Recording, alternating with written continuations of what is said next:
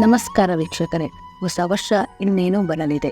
ಹೊಸ ಜೀವನ ಆರಂಭಿಸಲು ಜನ ಕಾತುರದಿಂದ ಕಾಯುತ್ತಿದ್ದಾರೆ. ಹಿಂದಿನ ತಪ್ಪುಗಳನ್ನು ಸರಿಪಡಿಸಿಕೊಂಡು ಮುಂಬರುವ ದಿನಗಳಲ್ಲಿ ಜಾಗರೂಕತೆಯಿಂದ ಹೆಜ್ಜೆ ಇಡಲು ಬೇಕಾದ ವ್ಯವಸ್ಥೆ ಮಾಡಿಕೊಳ್ಳುತ್ತಿದ್ದಾರೆ. ಆದಾಗ್ಯೂ ಮುಂಬರುವ ದಿನಗಳು ಹೇಗಿರಲಿದೆ ಎನ್ನುವ ಬಗ್ಗೆ ಸಾಕಷ್ಟು ಜನರಿಗೆ ಪ್ರಶ್ನೆಗಳು ಮೂಡುವುದು ಸಹಜ. ಇದನ್ನು ಜ್ಯೋತಿಷ್ಯದ ಮೂಲಕ ತಿಳಿಯಬಹುದು. ಮೀನರಾಶಿಯವರ ಕೌಟುಂಬಿಕ ಜೀವನ, ವೈವಾಹಿಕ ಜೀವನ, ಪ್ರೇಮ, ಶಿಕ್ಷಣ, ಉದ್ಯೋಗ, ಆರೋಗ್ಯ, ವ್ಯಾಪಾರ, ವೃತ್ತಿ, ಆರ್ಥಿಕ ಸ್ಥಿತಿ, ಸಂಪತ್ತು ಮತ್ತು ಲಾಭಗಳು, ಮಕ್ಕಳ ಭವಿಷ್ಯ, ವಾಹನ ಮತ್ತು ಆಸ್ತಿ ಸಂಬಂಧಿತ ಮಾಹಿತಿಯನ್ನು ಜ್ಯೋತಿಷ್ಯದ ಮೂಲಕ ತಿಳಿಯಬಹುದು.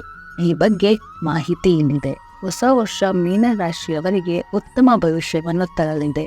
ನಿಮ್ಮ ರಾಶಿಯ ಅಧಿಪತಿಯಾದ ಗುರು ವರ್ಷದ ಆರಂಭದಿಂದ ನಿಮ್ಮ 2ನೇ ಮನೆಯಲ್ಲಿ ಇದ್ದು ನಿಮ್ಮ ಸಂಪತ್ತು ಮತ್ತು ನಿಮ್ಮ ಕುಟುಂಬವನ್ನು ರಕ್ಷಿಸುತ್ತಾನೆ.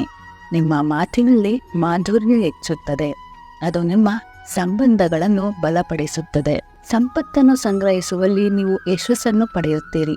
ಅಷ್ಟೇ ಅಲ್ಲ, ನಿಮ್ಮ ಅಳಿಯಂದಿರೊಂದಿಗಿನ ನಿಮ್ಮ ಸಂಬಂಧವು ಸುಧಾರಿಸಲು ಪ್ರಾರಂಭಿಸುತ್ತದೆ.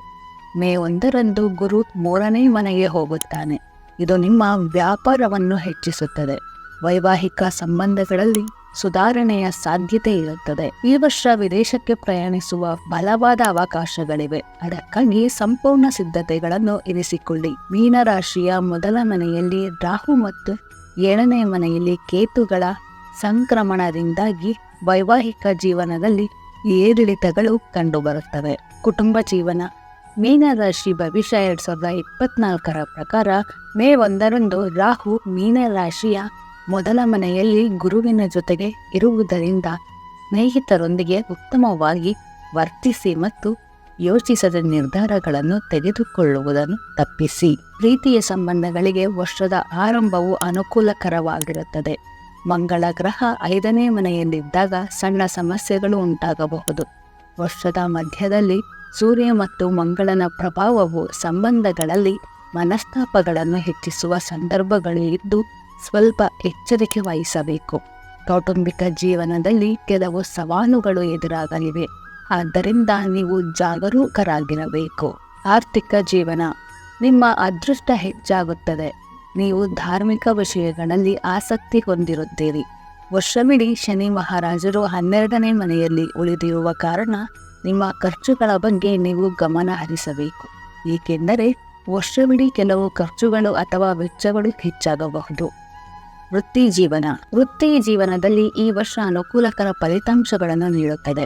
ನಿಮ್ಮ ಕೆಲಸದಲ್ಲಿ ನೀವು ಉತ್ತಮ ಕೆಲಸವನ್ನು ಮಾಡುತ್ತೀರಿ. ನಿಮ್ಮ ಮೇಲಧಿಕಾರಿಗಳು ಸಹ ನಿಮ್ಮ ಬಗ್ಗೆ ಮೆಚ್ಚುಗೆ ವ್ಯಕ್ತಪಡಿಸುತ್ತಾರೆ. ಕೆಲಸದ ನಿಮಿತ್ತ ವಿದೇಶಕ್ಕೆ ಹೋಗುವ ಅವಕಾಶವೂ ಸಿಗಬಹುದು. ಪ್ರೇಮ ಜೀವನ. ಈ ವರ್ಷ ಮೀನರಾಶಿಯ ಅವಿವಾಹಿತರು ವಿವಾಹವಾಗುವ ಭಾಗ್ಯವಿದೆ. ಪ್ರೇಮಿಗಳು ಉತ್ತಮ ಜೀವನವನ್ನು ನಡೆಸಲು ಬೇಕಾದ ಯೋಜನೆಯನ್ನು ಮಾಡಿಕೊಳ್ಳಬೇಕು. ಪ್ರೇಮಿಗಳಿಗೆ ಪರಸ್ಪರ ಹೊಂದಿಕೊಳ್ಳಲು ಇದು ಉತ್ತಮ ಸಮಯ. ಆದರೆ ಮನೆಯಲ್ಲಿ ಕೆಲ ಮನಸ್ತಾಪಗಳು ಬರಬಹುದು. ಶೈಕ್ಷಣಿಕ ಜೀವನ. ವರ್ಷದ ಆರಂಭವು ವಿದ್ಯಾರ್ಥಿಗಳಿಗೆ ಅನುಕೂಲಕರವಾಗಿರುತ್ತದೆ. ಸಮಸ್ಯೆಗಳ ಹೊರತಾಗಿಯೂ ನಿಮ್ಮ ಅಧ್ಯಯನದ ಮೇಲೆ ಕೇಂದ್ರೀಕರಿಸುವ ಮೂಲಕ ನೀವು ಉತ್ತಮವಾಗಿ ಕಾರ್ಯನಿರ್ವಹಿಸಲು ಸಾಧ್ಯವಾಗುತ್ತದೆ.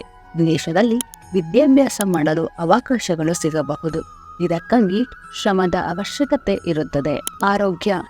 ಆರೋಗ್ಯ ಸಮಸ್ಯೆಗಳು ಈ ವರ್ಷ ನಿಮ್ಮ ಪ್ರೀತಿ ಪಾತ್ರರನ್ನು ಕಾಡಬಹುದು.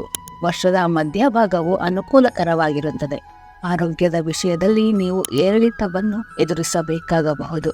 ಕಣ್ಣಿನ ಸಮಸ್ಯೆಗಳು ಅಥವಾ ಕಾಲುಗಳಲ್ಲಿ ನೋವಿನಂತಹ ಸಮಸ್ಯೆಗಳು ನಿಮ್ಮನ್ನು ಕಾಡಬಹುದು. ಒಳ್ಳೆಯ ಆಹಾರ ಸೇವನೆ ಮತ್ತು ದಿನಚರಿ ಅಳವಡಿಸಿಕೊಂಡರೆ ಮುಂಬರುವ ದಿನಗಳು ಅನುಕೂಲಕರವಾಗಿರುತ್ತದೆ. ಹೆಚ್ಚಿನ ಮಾಹಿತಿಗಾಗಿ ಡೆಮೋಕ್ರಸಿ ನ್ಯೂಸ್ಗೆ ಲೈಕ್ ಮಾಡಿ, ಶೇರ್ ಮಾಡಿ ಮತ್ತು ಸಬ್ಸ್ಕ್ರೈಬ್ ಮಾಡಿ. ತಪ್ಪದೆ ಪಕ್ಕದಲ್ಲಿರುವ ಬೆಲ್ ಬಟನ್ನ ಕ್ಲಿಕ್ ಮಾಡಿ. ಧನ್ಯವಾದಗಳು.